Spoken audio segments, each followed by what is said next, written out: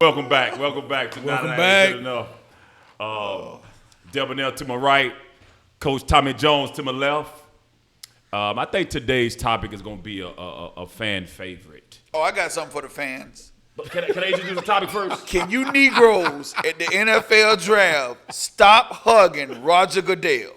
Please. I'm begging you. Stop. My bad, Reed. Okay.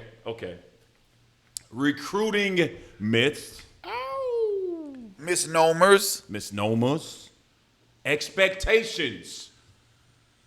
We're going to talk a little bit about recruiting on all landscapes of amateur sports. What's to be expected? We have a great platform to introduce that to and speak on. Having a Division I JUCO coach on the side of us, being a part of this for over 3 decades, and to see the change in athletes and personnel and parents and all of the above. So we're going to touch on that. And I'm going to use one of my favorite people's words because we've talked about it, probably over the last 7 years. And she likes to call it, I'm going to quote her, ideas of grandeur. Yes. And a lot of people have it. A lot. So let's get into the recruiting myths, realisms, reality of what's to be expected, in recruiting. I think all of us may agree on this platform that if you're talking about playing a sport at the next level, and we're gonna lean obviously more on basketball because we're basketball guys. Right. Touch on all of it. Right. But when you see last night 6 guys were drafted from one school, I think when you look at that, those big guys being multi-sport guys, those guys having an expectation getting drafted in the first round, playing at Alabama, there was some similarities in regards to all of them. All of them were athletes. They were very good athletes. Coach, when you touch on recruiting, and over your last, over your years of coaching, what do you see has been the biggest misnomer of recruiting? That points is going to get you the scholarship. That's the biggest misnomer I've seen. Now, it's not going to hurt, and it certainly can help. But just scoring points is not going to get you a scholarship. I've gotten a couple of kids D1 that didn't average double figures, but they did average double figures in rebounds. They did run the floor. And they did have good grades. People forget that side of it. That don't even exist. And there's a thing they play on the other side of the floor called defense. That still gets played sometimes. That can get you in there too. I really hope a lot of having a program, a basketball program on the travel side where it's supposed to be competitive. I hope a lot of our kids are listening today. We got a program or a program? A program. Where what I've seen over the last, I'm going to just use the last decade of the basketball landscape in Hillsborough County and having those kids begin to understand. I've seen, kids sign later. I've seen kids come in with a high level of skill set and IQ, low, not a great athlete, still get to a certain point. But it's so many different moving pieces that we can acknowledge that will help you get to the next level. I'm going to tell you something, man. One of the first things you got to do as a player, and for whatever reason, this is supposed to be a bad thing, I guess, the way people act, you got to admit your weaknesses. You ain't got to put them out there and broadcast to other people, but you got to be able to admit your weaknesses and say, this is a weakness of mine, and then you got to go to work on it. Don't mean it's got to be a weakness all your life. Don't mean it's got to be something you run from. I always say, man, encourage strengths. All right. Overlook weaknesses overlook them, but make them have to work on them. You understand what I'm saying? Overlook them during the season. Yes. Yeah. Yes. During the season. During the season. You try to help them with them. Right. You know what I mean? And then another thing I look at that's big, what people can't admit is, this is a phrase I come up with over the couple of years, because I've seen some players that they got some skills now, and they have some abilities. They don't have nerve. When you get out there and if the refs out there, there's calls being made, there's plays being called, there's strategy involved, some people lose their nerve. Don't mean they ain't got the skill. Everybody, they got the skill. This dude could be D1, but they don't have the nerve for the game. And that's something that I started saying the last because I've watched it, and I've watched dudes crumble. I've watched them be all-stars in practice. Right. You know what I'm saying? I've watched them be all-stars when they down 20. But that goes back to a psychological thing. Yes, Coach. yes. it's a front runner mentality. And it's kind of eerie when you see a lot of it when a kid don't have a fear in the world when we're down 20. So I could try stuff that I typically don't want to try when the game is close and the game is tight. Yeah. Now, the one thing I'm starting to see a lot of that is beyond my control is no matter how good you may think you are, your parents may think you are, I'm not able to sell a coach or how good you are. That film is they're going to watch it. I have connections to talk to coaches. Yeah. You know what I mean? Film or mixtape? What we Film. talking about? No mixtape. Okay. Mixtapes ain't gonna do nothing. So when it comes down to the only thing when it comes down to a coach, if I make a call on a kid that they may or may not miss, or you put an eye on them, it's like, okay, coach, come watch this kid and tell me what you think. If the physical attributes are there, the skill set is there, or whatever it may be, you still may be lacking something. Are you willing to be able to go work on those things? And what is your level? People don't have a great gauge on what their level No, is. sir. No, sir. They don't know their level. No. So it's everybody have these D1 aspirations. But don't that come back to saying knowing your strengths and weaknesses? Yes. You know what I say? Know who you are. Know who you are. And it's like us being in Hillsborough County, and we can and I wish I had the information in front of me. But when you look at the last 10 years of guys in this county, basketball players, and you say, okay, what level have these guys reached collectively? And it's 27, I believe it's 27 high schools in the county, which if you take 10 guys per team, you know what I mean, you got less than 1% of those guys signing to play college basketball. Less than 1%. That's tough. Them some tough odds. Yeah. So when you're looking at those odds of knowing that, and then kids still, because I average 20, 25, and I'm in this county, and I may not have the physical attributes to go out where, I had a coach reach out recently, and they're in AI school, and they want a point guard that's over 6'1". Yes. But you can't tell that to all them 5'8s and 5'9s coming out there saying, I'm the one. I can't believe you ain't giving me a shot or this or that. Yeah, but when you look at your 5'8s and 5'9s and me having the experience to be able to coach some of those guys, you literally have to be special. Special. Like it's like you have to be special. Remember, I seen one from Puerto Rico. He wasn't bigger. I had a guard from Brazil when I was coaching women. She was 5'3". He was barely tall. He was 5'5", but he was special. He ended up playing at UMBC when they upset Virginia. Oh, from Ocala. Yeah. From Central Florida. From Central Florida when I was up there. He started for them in that game where they upset. You that little, you better be super fast and quick. There's a difference. Yeah. He was. You better be able to control the tempo. He did. You better be able to run the offense preaching. and know who to get the ball to and where they like it. And then lastly, just knock down what's yours. You ain't looking to score, but I knock down what's mine if you don't guard me. He covered all of them. That's why at 5'5", he was special. Now you got cats coming in 5'8". I do this, I do that. And you look at them, they don't even have the instincts. But you can't tell them nothing. So then when it don't work out, they get crushed. Who fault you think it is? Everybody looking for the blame game. You got to know yourself. Work on them strengths, encourage them strengths, work on them weaknesses. Yes. And it's now 3 things now that coaches at the next level are looking for. I used to only be 2. Now it's 3 just from having dialogue with coaches. Can you get to your spot? Can you stop a guy from getting to his spot? Can I stop you real Yes, quick sir. on them too? Most of them don't even have a spot. Right. They don't even have a spot that's theirs that they can get to. So this is what a third one, which adds an addendum to what we're talking about. The third one is this, Coach. What is your ceiling or your potential? Uh-oh. Do you have great length and size and athleticism to where I'm going to recruit you to be able to play into this system, to elevate your game, to get to the point that you say you want to get to? Now, if you don't have the physical attributes or the tools or the athleticism or the speed or the jumping ability or like all those intangibles that's needed, now what is going to separate you from that? That's that third thing. Yes. That potential. Bruh. Which, Y'all your walk. favorite quote about potential? It just mean you ain't did potential. Just mean you ain't did shit I'm yet. just listening to y'all preach right now. Hey. Y'all go ahead. Potential just mean you ain't did shit yet. You haven't done it. Done nothing yet. That's what that mean. You ain't did shit. Nothing. Tommy Jones rough, boy. Hey, listen, man. You But watch it's the it. reality though. I ran something down to somebody the other day. We talking. and they talking about this, that. You got to, first of all, you going somewhere, do you fit what that coach want? That's the first thing. You might can play, but if you ain't what he want, then it doesn't make a difference. All right? It doesn't make a difference. Next thing is, you talk to parents, or I call them handlers, who these people that's done stepped in front of the parents and they call themselves running everything, and they think they know everything.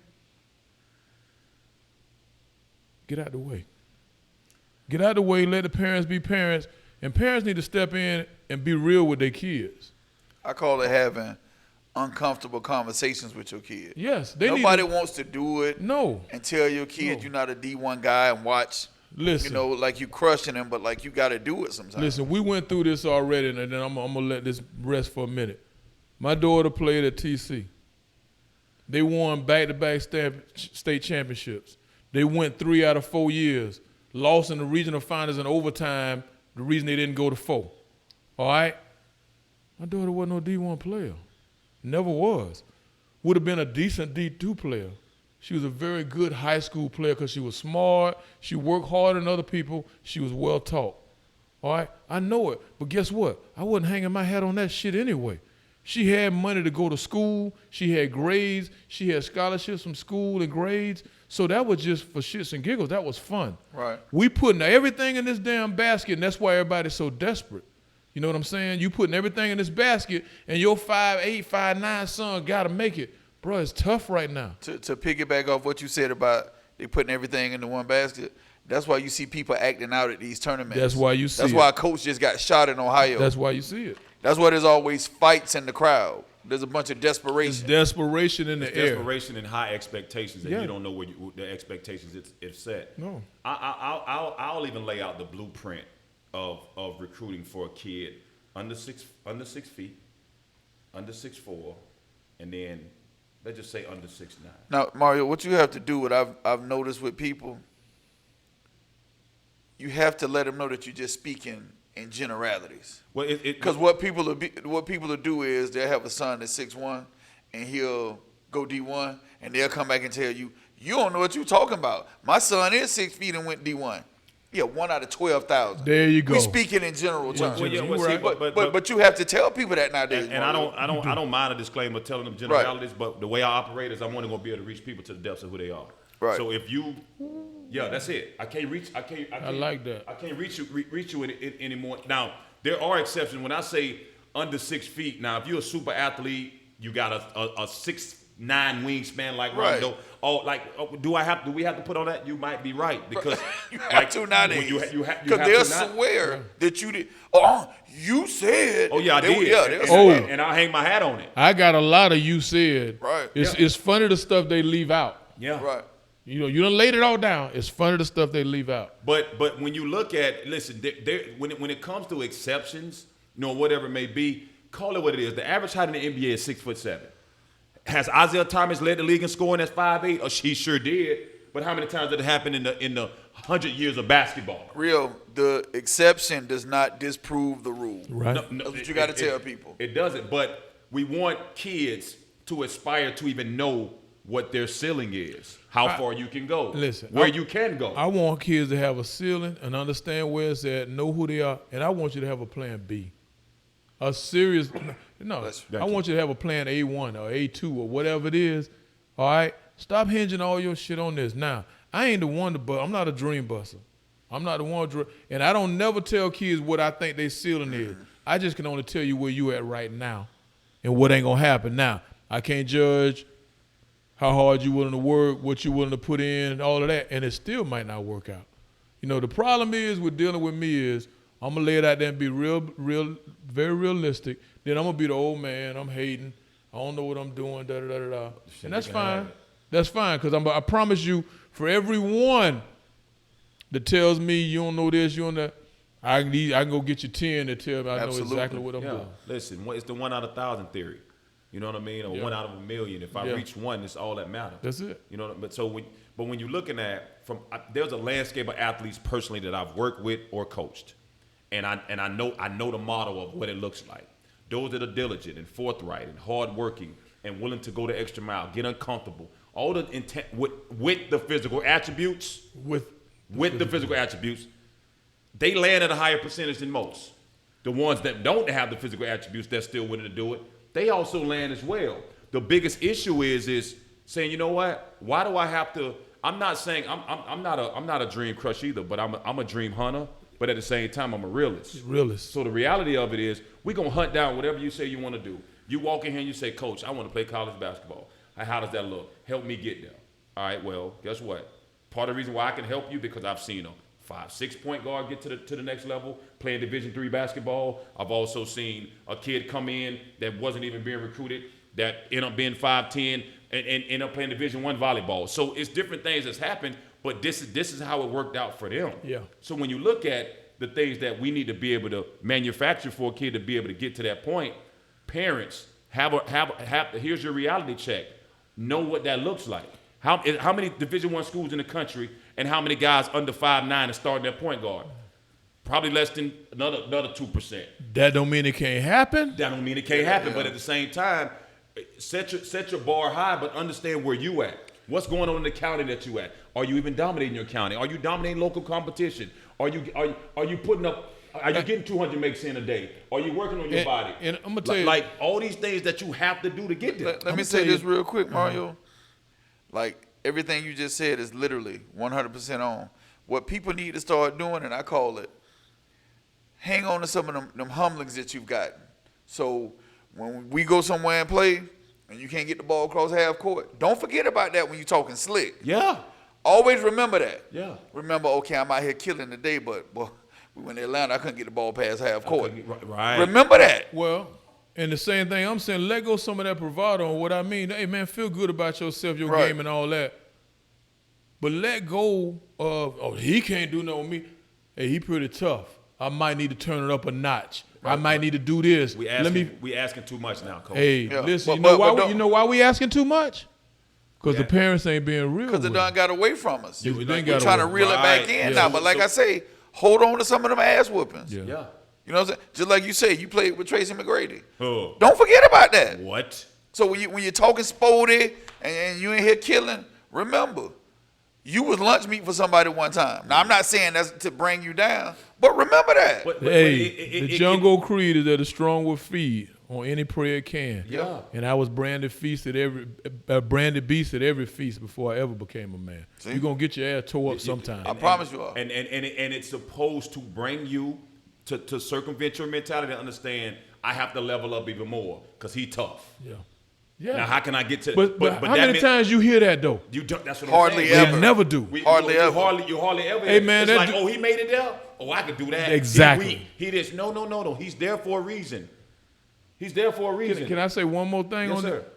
I'm tired of hearing, especially at our level in JUCO, oh, I'm D1, he D1. Ain't nobody D1 till you sign. Huh. Ain't nobody D1. You have the potential to be D1. It goes to my thing, Coach. I tell kids this all the time. How do you know you're open? When somebody pass you the ball. So you know you're open. Right. So when you say, oh, I'm D1, yeah, believe that in your head. Believe you're D1. But what do you end up at? D2. It's not the end of the world. It's not the Somebody's paying for your education. Guess what? You still got a potential to make money. See, we gotta understand all that. those things that make the reality understand that I want to be a college basketball player. Okay, well look at what college basketball players look, whether it's their attitude, the things that they do daily. Mimic some of those behavioral traits to get yourself to that point, as opposed to saying, because I'm a great salesman, but I can't sell somebody something that don't exist.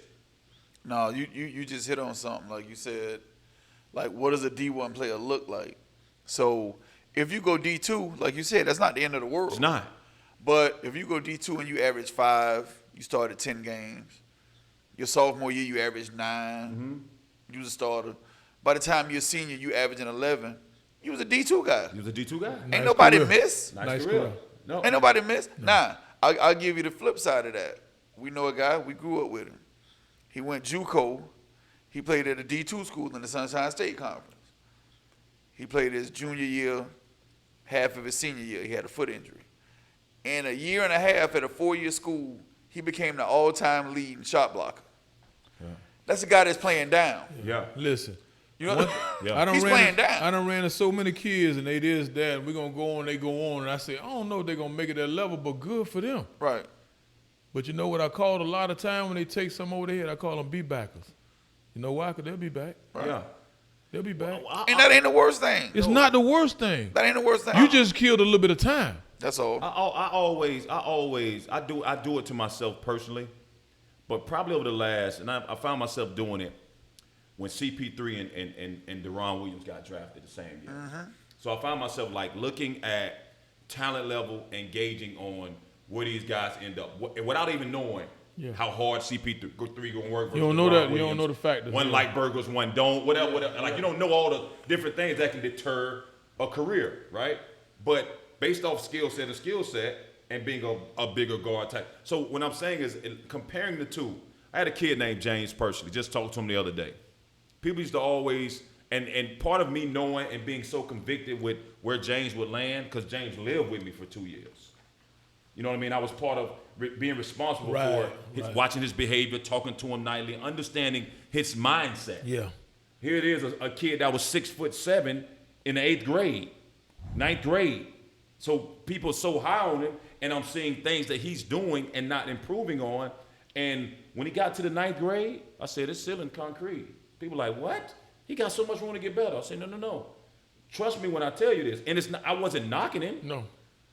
You'll see what happens. He worked on his body. The kid, he was just a softer kid, didn't really want too much confrontation, worked hard to get to the point that he was at, but he wasn't going any higher than what he was. Long story short, goes to play JUCO basketball, literally leaves JUCO. He's working right now, working nights, working a night shift. And he's happy And there's with doing nothing that. wrong with That's that. fine. There's nothing wrong with that. Nothing wrong with that. He's a sick, like and me and him have a rapport to this day, but me saying he had a concrete ceiling was acknowledging the fact that here it is, I know the level of kid that this work is put in, and you don't see the results, but mentally where he's at. Like a kid that's wired to do things with those intangibles, those physical attributes that can bust through the ceiling and tap dance on the sky, it'll look a little bit different than what it actually a little is. different. You know what I'm saying? And we've been around it long enough. Not every 100% of the time, nothing is, but you can tell. Shout out to JP. You can tell. It's Yeah. a difference. It's a difference. I had some young men in the gym the other day, and I'm watching. I say, fellas, ain't nobody here stood out. Nobody here did nothing. You know what I mean? Yeah, you play, you hit a ball. You didn't stand out. What makes you different from anybody else? Man, I got so many kids, man, that athletes in general, man, you know it when you see them. Yeah. And you see them work through certain things, and they persevere, and they bounce back, and they keep pushing, you know, and all of that. Like, they continue to be able to do it, and it's like sometimes the parents don't even know what they have. Yeah. You know, No. in that regard, because Yeah. it took somebody else to be able to acknowledge and see those things. But if you have somebody that have the tools, let's just say you have the tools and you're a project, for example. Let's just say you are physically gifted, but nobody feel like you should be at the level they think you should be on. Well, I'm sorry, I was born this way. So coach seeing something in me, now he's willing to work with my God-given size that was given to me. I take flack for this all the time because people want to get into the actual definition of the word. Size can be a skill. If you Size 7 is feet, a skill. If you 7 feet tall, I don't know a bunch of 7 feet guys working in call centers. I don't know a bunch of 7 feet guys, period. But you get my point. I tell him every year, we had a 6'10" this year, and he didn't do what he was supposed to do. He still had D1 offers. And I tell him He's all the time. 6'10". Right. And I tell him all the time, only one person I can guarantee gonna have a D1 offer, him, because he's 6'10". Now, the quality of the D1 offer is gonna depend on how well he do Right. Right, and how much he put in. right. Yeah, so if you got a kid, he's 6'8", never really played before, a little rough around the edges. I'm taking 6'8" over 5'8" every day. Every day. But we know that, but here's the thing. The kids and the parents haven't even acknowledged that because a lot of times they feel like it's unfair. No, what's unfair is understanding that what you didn't, like, let's say you didn't think about the sport that you decided to play. And you don't know, obviously we don't know how big we gonna be. So what's unfair is you didn't do the research to even understand and to fuel the confidence within your child to acknowledge that, now I want you to know what we're up against now. We're gonna fight tooth and nail to try to get there, but this is what you're up against. I think how we should reword it, maybe unteach parents, is what you're saying is you want somebody to give your son $120,000. because that's what a scholarship is worth. What is he doing for me to come in here and drop $120,000 in his lap? I got something better. What is he doing to keep me making my check? Right. Because that's what they think. That's what the ones that's making $250,000, $400,000, Right. $1 million. What is he doing to help me keep my check and keep Right. feeding my Feed family? my family. Now, is your son playing Call of Duty 4 hours a day? But you want somebody to come in here and drop $100,000 in his lap. That's what a scholarship is. Yeah. Well, I have a kid. I did a combine in Virgin Islands about 6 years ago. 6 years ago? Was that 6 years ago? About 6 years ago. Met some high-level athletes. One of them ended up being like top 10 player in the country at once. This kid named Jordan Rollins. He was a fifth grader. This is a true story. He was a fifth grader in a high school combine. He won MVP. The kid was unreal. Like, Apparently, the level of competition in the Virgin Islands isn't all that. no. So here's what happened. So two of the players come back. These players still playing with high school players, the fifth grader. Right. Long story short, I spoke with his mom 2 days ago. So Jordan left St. Thomas, transferred to Ohio. She wanted him to come to town. He actually used to come down and play in the live period tournaments with me, or with Legacy during his 7th and 8th grade year. Jordan went to Ohio and played all sports, like ran track, varsity basketball as a freshman. Jordan never grew. But the one thing that me and Jordan always maintained, as I said, you're academically, you're special. Here is a kid who respectfully continued to maintain his academia route, but also won a couple things in track, had a couple There you awards, go. went to state, Yeah. all that. But nobody recruited him on the level that he felt like he needed to be recruited, and he just accepted $130. They gave him $134,000 to go to Xavier University in Cincinnati. Like, Sounds like academic- somebody I would be willing to give $134,000 to. And you talking about early on, his athletic route looked promising. Yeah. It looked very promising. What I always say, Mario, very rarely is the guy who's the best player at 8 gonna be the best player Very at rarely. 18. Right, Very rarely. And So- but you have guys that haven't even touched the basketball right now that's going to be first Right. round picks in the next 2-3 years. Right. I had a young lady from North Carolina. I recruited her. Saw her at this little combine Congratulations, Jordan. when I was at North. When I was at Ocala coaching women, and I recruited her. Nice basketball player, do some nice things. She also ran track. Up in North Carolina, was the state champion indoor track. Was the state champion outdoor track. I said, "Oh, I ain't gonna be able to keep her." Right. I signed her early. She called me one day and said, "Coach, I got a full track scholarship to Eastern Michigan." I said, "It's been nice knowing you. I enjoy working with you." She said, "Well, Coach, I really like basketball." I said, "Well, you're going to have to play it somewhere else." Yeah. Right. I 'Cause said, I ain't holding you down. I'm not holding it. I'm not responsible for No, that. no. I said, the goal has been met. College is paid for. You using your other skill set. Now, when you get there and you want to walk on there, then you go ahead. Right. But you better take that because I'm ripping up the papers on yours. Now, I could have used a bad, but I don't use people. Right. I don't use kids. You understand what I'm Yeah. saying? So the point was, take what you got, understand what it is, and she didn't because she was like, "Oh, I really love basketball. This is for shits and giggles. This is for fun, man." Yeah. You the goal is met. See what I'm saying? So you got the ones out here and they like, "Well, I can go here and I can go there." The goal is met. What is D1, D2, D3? The goal is met. Here's the best We thing. forget what the goal is. Here's the greatest thing about the social platforms and social media platforms. Can't stand 'em. And all that. But here's one of the best things that come out of that, Coach. 20 years ago, the recruiting trail was tougher. It was a lot Oh, without tougher. a doubt. It was a lot tougher. You had to go to a national tournament. Everybody played there. Coaches handpicked guys or whatever, right? The recruiting trail now is where, and I want a lot of these kids to hear me out when I say this. The best thing you have is to be able to be exposed to your own likeness, and they can and coaches are not missing anything that's put out there.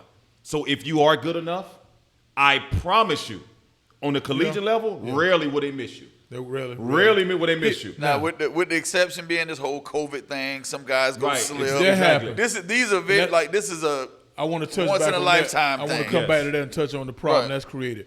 But here's the Here's the other side of social media. You gonna get out now. You know you still got to come in and live up to that. You might have did some good things. That's But sometimes when you jump, sometimes when you jump to another level, it changes. It changes. Coach, would Just you like agree when you the biggest jump is from high school to college as opposed to college to pro? No question. No doubt about it. No doubt about it. Go and ahead. so it's even a jump when you go from high school JV to varsity. Oh, yeah. I don't know, understand why people don't understand there's a difference. Yeah. You see what I'm saying? And just where we at, right here at HCC, and it ain't been a lot of winning going on. Right. Now, we've been winning in terms of our kids graduating and signing that next level, so I'm happy with that. Right. But I want to win more games. I Right. want to do all that. But a lot of them can't make that jump. And that jump is big. And then in JUCO, it's a whole nother cover that people don't understand that it's freshmen. You bringing freshmen, these grown men up in there, they 20, 21 years old. We'll peel back and come back to that later. That's a whole nother thing. So it's a lot of things with recruiting. Let me hit you with one more. When I was on the women's side, and I had a guard that was slow. She was a good shooter, high IQ, just all out slow. Right. But she seemed fast because she was always in the right position. Mm-hmm. Didn't get no good looks. We was ranked. We was 25 and what was we? 25 and 7 or 8. We was ranked number 10 in the country. And We ended up losing Chipola, they went undefeated and won the national championship. All that, right up there at College Central Florida. So she ended up signing at a D2 in Georgia. And the reason she signed a D2, she said, "Coach, what I need to get?" I said, "Well, we got some film." I said, "But I don't know that your skill set is all the way good enough because of your speed." I said, "So this is what I need you to do." I said, "I need you to contact 100 schools. 100 emails. Pick them randomly, ones you really like, and send them all out." And she said, "Coach, 100? I said, 100. 100. She got signed. She finished her last 2 years at a D2. She got her degree. Career was it. She had a decent career. She averaged 7, 8 points or whatever. Right. But we accomplished it. And what I'm saying is, just because, quote, your coach, I hear this connections crap. I hear this, what the coach gonna do. What are you doing? What are you doing? What are you doing? Because in the time that we live now, with this computer, the email and all that, you don't need a coach.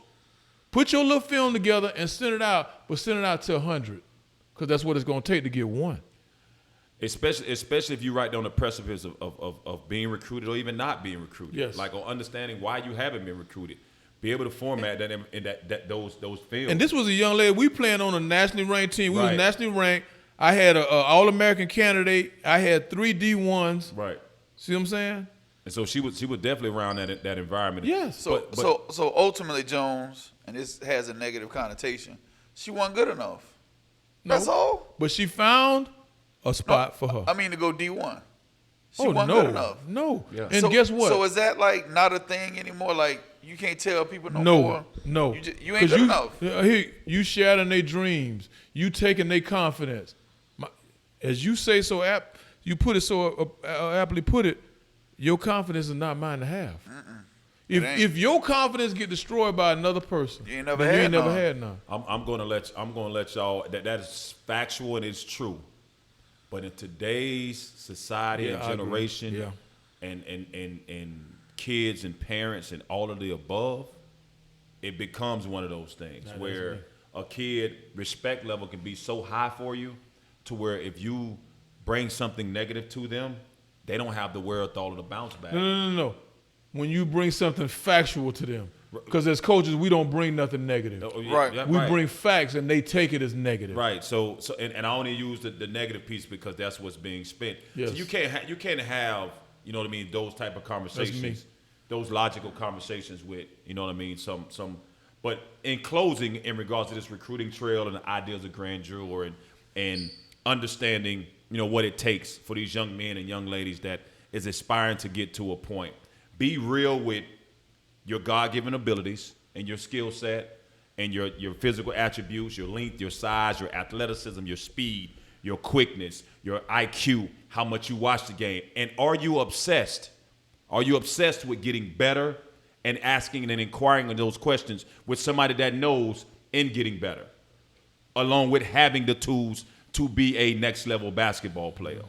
That has to be a real conversation amongst parents, that'd be a real conversation amongst the kids, their peers, and understanding that. And stop hating on the next young man who's doing something a lot better than you did and not knowing what he's been Don't through. lose your Stop train of hating thought. on the young lady. Yeah. Stop hating on each other and walk up to another athlete and say, man, how did you get to that point, man? What do you do day in and day out? Understand that respectfully when it comes down to each and every one of them. Go ahead, I got Coach. one thing that I wish people would do. When you talking about this player and he all that, and you can't do it, I get it, because it's part of it. Take away the points, and is there a difference between them and everybody else? And if there's still a difference, now you got something. Ooh. Now you got Extrapolate the points. Extrapolate the stats. Yes. What's the difference between me and you if stats didn't count? See, now that's when you know you got something. That's when you know you got something, because Nick gonna have to edit this One out, thing- but that's some cold ass shit. hey, one gotta thing I edit it. know. Listen, I had a player one time, and she was good for 20 a game, but it took 20-plus shots. Then what good is the 20 a game? 'Cause You she- shouldn't take 20 shots to get 20 points. She's seeking shots, Coach. She's seeking shots. She's seeking shots, seeking- and that level of efficiency that's needed. But again, I want to emphasize physical, God-given ability and attributes. Obviously, 7-footers are going to have more opportunity Obviously. than. But when As you well they should. that's where they should, deservingly so. Right. But when you're talking about saying I want to be there and I don't have some of the physical tools, then guess what? Become a knockdown shooter. Become a gritty defender. Have the highest IQ of anybody around him watching the game of basketball, or football, or whatever you're doing. Like, become that. Work on your, change your body, get stronger, get faster, get better balance, be more agile. If you don't have that, to say, you know what, this is how I'm going to get their attention. I'm going to just shoot the ball better than everybody else. Or I'm going to get to a spot better. Or I'm going to stop somebody. Or I'm going to show that I can lead a group. All those things and guess what? Somebody will respect that and want that. Yes. Some coach in the country will. And I guess promise what? you. If they don't, It it's is not okay. the end of the world. It's not the end of the world. It doesn't change anything, and some things are not meant to be. Marlon- Nothing happened by coincidence. Let me say this. Jones said something earlier. When them guys come in the gym, they look different. So Jones made the comment, and he said before, he used to always hear about me and Drake them playing everywhere. We're a little older than Mario, and then this guy was kind of like not playing as much. I remember the first time I saw Tony Mack at Tech, he grabbed the ball, and when he slapped the ball, it sounded different. It's a little I'm not even exact. I was It's a little like, different. I remember you telling me that. I remember even on his jab and his elevation on his elbow jump shot. A little different. They don't even look like normal people. So it looks totally different. It's different. than what people think. They look But different. nobody don't want to acknowledge that difference these days. Yeah, but It gotta he be had respect, man. 35. Yeah, but mine had 17. I had 17 on them. Man, You listen. lost by 30. And I be telling parents or kids, this ain't a video game. No. Like if I kill you, I don't inherit all your powers. No. You know what I'm saying? Like, that's Well, how it hey, works. Space Jam is coming out again. I've never seen Space Jam, so I Space don't even know Jam the reference. is coming out. Yeah, that's what happened. They took all the powers Yeah, they of the like, oh, basketball I killed players. him. Yeah. Now I get all his stuff Yeah. in the office. No. It's an energy exchange. Yeah. I'm gonna start it off today, fellas. All right, all right. I'll never forget. I look forward to it. Our, Give me some. one of our favorite segments on the show.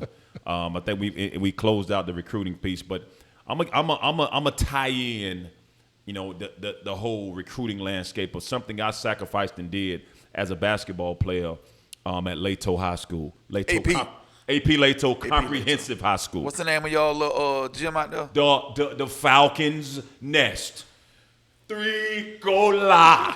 Okay? I was just checking. Okay, AP. Comprehensive High School, Lato.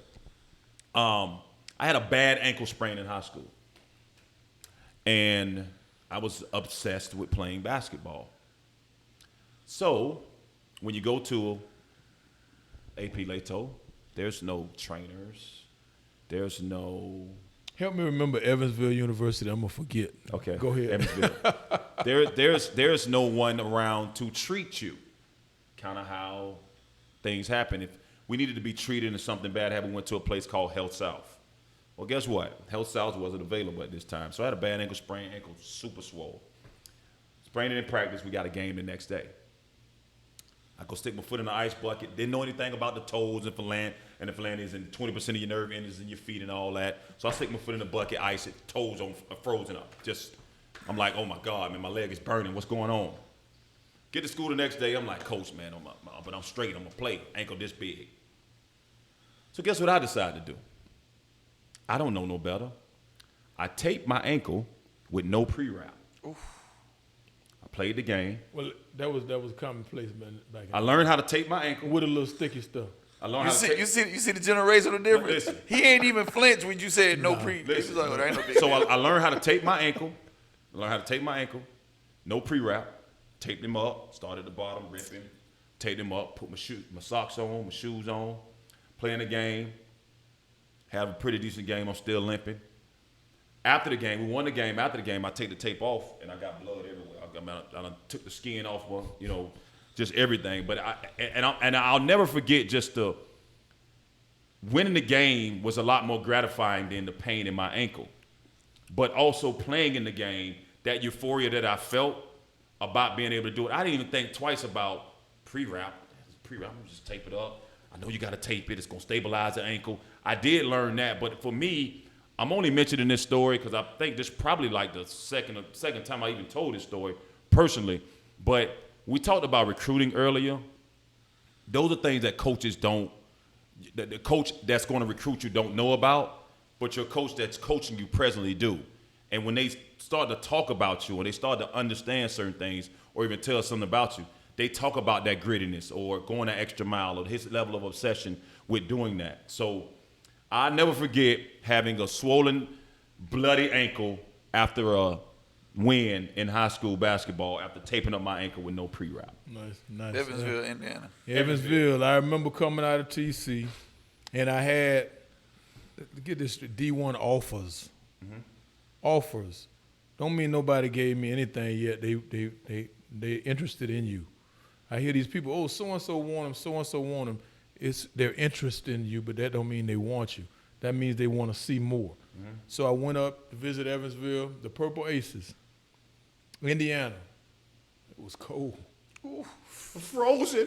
What? Florida boy in the cold. Went up there and I liked the program and everything, and I was like, but I had a couple of other ones, them, UNO, University of New Orleans, a couple of others, and I was like, I'm going to take my time and visit these.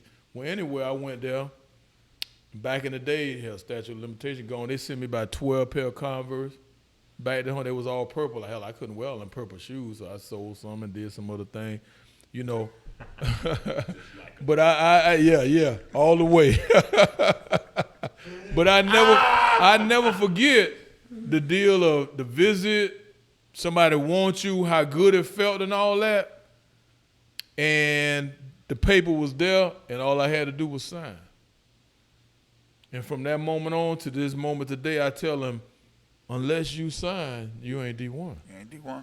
You can say you D1, you can feel you D1, and I never forget that paper was there. Now, I didn't end up going anywhere because I ended up having some other little issues. I quit. Then I said, I'm going to go to HCC and recoup and get back what I had, and I did. Then I had some more other issues, and I quit. That's the thing. First time, it might have been the coach. Second time, it might be you. Right. See what I'm saying? And that's why I try to deal with these young men. I know what it's like to have that head not in the right place and make them decisions. But I never forget that paper in front of me. All I had to do was sign it, and I'd be D1. And you ain't D1 till you sign it. And it's you just hit something that just sparked something in me, Coach. The one thing I appreciate about the 90s or growing up in the 90s and being recruited, highly recruited at the time, was the realism of coaches. Yes, sir. Like when Auburn started recruiting me, they literally told me, Mario, I'm going to redshirt you. Like, you come to Auburn University, we redshirt you. Yeah. Because you're not good enough. Yeah. You But better not see- you say that now, boy, that is a lawsuit. Listen, they told me just like that. You might come be to in Auburn, trouble, boy. we're going to redshirt you. It used to be all right for Right. somebody to say you wasn't good enough. You say that now, they gonna say you've been bullied. Yeah, but that was what But told guess me. what? When you told me that, I'm finna stand up and fight now. That was what We told finna, me. I'm And finna work that was hard. a lot of the why I time- didn't go, but I was like, But a dang, lot of the okay. time, they want to see your reaction. That's they what want to they see wanna if see. you go fight. That's what they want to see. And my response at the time was, Coach, I can respect that. I do want to go somewhere where I want to play right away. Right. But I would love to come in there and get better and show you I can get better. I know we doing. I never forgot. I gotta add this. I had a prayer 2 years ago. Walt Yeah. could shoot it, and I ain't talking about shoot it because he open. I'm I talking about. seen him. The game I watched. Ironically, he probably shot it better when he wasn't Oh, open. when you in his jersey, that's when he shoot his best. Right. Okay. Yeah. Went to Prairie View A&M. SWAC, top of the SWAC, winning on a regular basis. Okay. Yeah. These young people need to hear this story. He goes, he visits, they fly him in. They got a top recruit that they bringing in. Walt is an afterthought because they did like his film, but we're gonna see him. You know, you got the money. It take money to win. Okay. So they get there. They tell Walt, we're going to pick you up at the hotel at 9. Coach pull in at 8:40. He told me, I pull in at 8:40. I want to see what's going on, how he acted, how he come down looking. He said, I walk in, that joker sitting down and waiting on me. He said, right then, I knew I was signing him. Nah. He would have had to be he would have had to be not good, missing slow, not doing so many things good for me not to sign him. But I knew right then I was gonna sign him. Were you surprised at that Walt story? Walt did it all the time. Where did Walt drive from every day to practice in Walt Tampa? lived near Polk State Community College, drove past my house where I live in Sefner and got here and beat me to practice on Saturdays, and I got here an hour earlier to open the gym. And Walt beat me all the time, so that story didn't surprise me. So it's a lot more to go into it than because you can score a few points. That's real. Yeah, so my I'll never forget is just growing up, like Rio said, in the 80s and the 90s, and realizing you was going to be engulfed or in love with sports. You know what I'm saying? Like, I don't know if y'all got this, like I can smell something and it can take me back to somewhere. Yeah. Or hear a song. Or hear a song. I just remember, like, being at the house, my grandma cooking this, I smell it. Michigan State on with George Peerless. You know Watch what I'm out saying? now. You going back now. They don't know nothing about that. I don't. Yeah, Michigan State You on. look young. I ain't nothing. You look Yeah, Michigan State on. Or I'm hearing, Saturday basketball games and they talking about Dallas Comedy-G's. What? I'm like, who the hell is Dallas DePaul. Comedy-G's? Yeah, played at DePaul. Yes, sir. Or, it's 83, 84. I'm thinking Georgetown is a HBCU. I don't know no better. Nobody knew. Or even in the 90s to bring Mario into it. If it's 1989, 1990, you got multiple items of UNLV. What? Shorts. Rebels, you Shirts. tell me I wasn't going down. You know what I'm saying? So I just remember being younger, and I don't know if it was just a random, back when it used to get cold here for an extended period of time. Yeah. You watching Michigan State play Notre Dame. The Florida State Miami game come later on that You wasn't night. watching Kelly Chaprico with him, was you? When they had the satin uniforms. Oh. There probably was a big economic shift in sports then, though. Yeah, When that's you think about it. another Yeah. topic we're gonna get to. Better Probably money. probably was a big shift then in schools. You could follow a guy like Kelly Tripucka who played at Notre Dame, and him and Isaiah were the first backcourt mates to be named All-Stars as rookies. You had to Think about the LA Kings. right. You had to read somebody's card to know that they was from Dothan, Alabama, Yeah. or this dude really a Florida guy. Eddie Jones from Pompano Beach. Yeah. Miss Richmond from Fort Lauderdale. Yeah. I just remember 10, 11 years old being. Oh, boy, you just- got to watch it and pay attention to though. Yeah, For you all gotta of that watch right the there. game. Not the highlights. On Highlight. Oh. No, I used to watch I wanna George see somebody Peerless. fall, coach. Fall. Right. George Peerless. Watching Johnny Majors at Tennessee. Yes, sir. All these old coaches. Steve Spurrier at Duke. Yeah. Just remember being engulfed by it and just knowing that I was going to be in love with sports or watching sports for, probably the rest of my life. Never forget. But that's it. I like that. Another great one down. Don't forget to like the video. Leave a comment with the topics that you want to hear next. Subscribe to the channel and remember, 99 ain't good enough, but we keep it 100. All the time. We out. Yes, sir.